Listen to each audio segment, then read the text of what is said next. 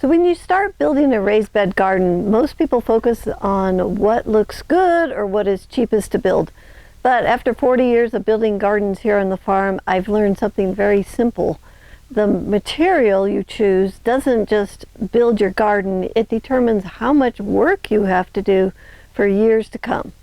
And that is what we're really talking about today, is not just raised bed materials, but how each one fits into a less work garden system that is built to last. So some materials will let you build ones and grow for decades, and other materials will have you rebuilding, repairing, or replacing within just a few seasons. When we start planning a raised bed garden, one of the first questions we all have is, what materials should we use? There are so many options. We got wood, metal, stone, plastic, and even repurposed materials. And most people choose based on what is available or what is cheapest to get started. So let's go over the 5 options. So wood. Wood is one of the most common choices. It's easy to build with, it's widely available, and it gives a natural look to the garden.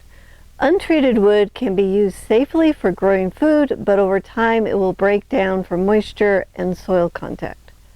That means replacement and rebuilding, which adds long-term work to the system.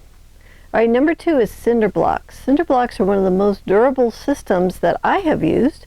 They are heavy, stable, and long-lasting. They do not rot, they do not break down, and they create a strong, permanent structure.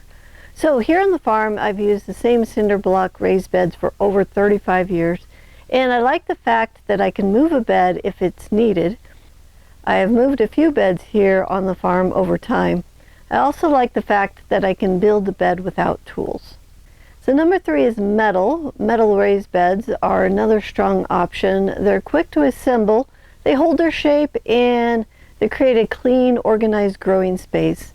When they are properly coated and designed for garden use, they are considered safe for food growing. They also fit very well into a system where consistency and low maintenance are the goal.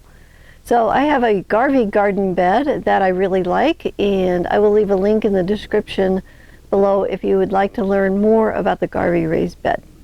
Number 4 is plastic or resin raised beds. These can also be used successfully, but only when they are food grade and designed for outdoor garden use. Look for plastic with codes 2, 4, or 5. Those are food safe plastics. These beds are lightweight, easy to assemble, and often very beginner friendly. So the trade-off is that sometimes they're made with lower quality plastic and they become brittle or weak over time with sun exposure and soil pressure, which means they may not last as long as the more permanent systems.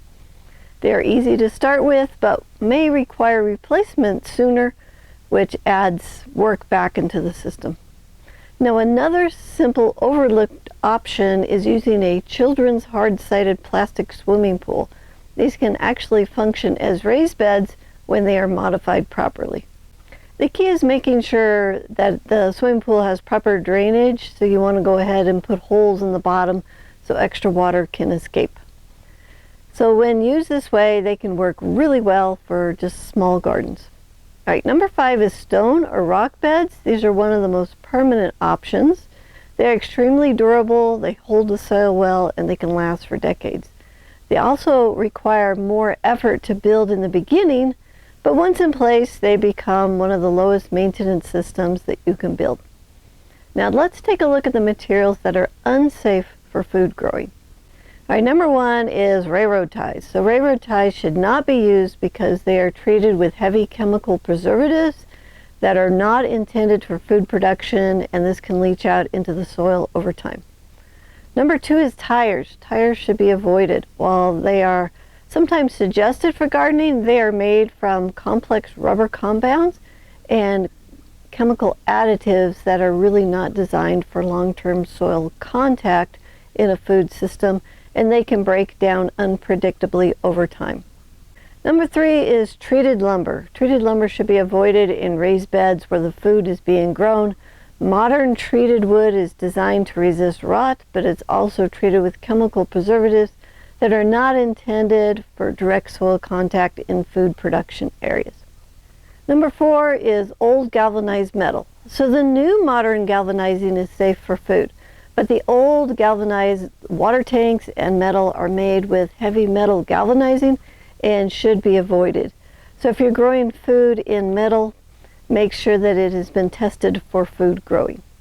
Number 5 is any plastic container that has the plastic code 1, 3, 6, or 7. These are not safe for food growing.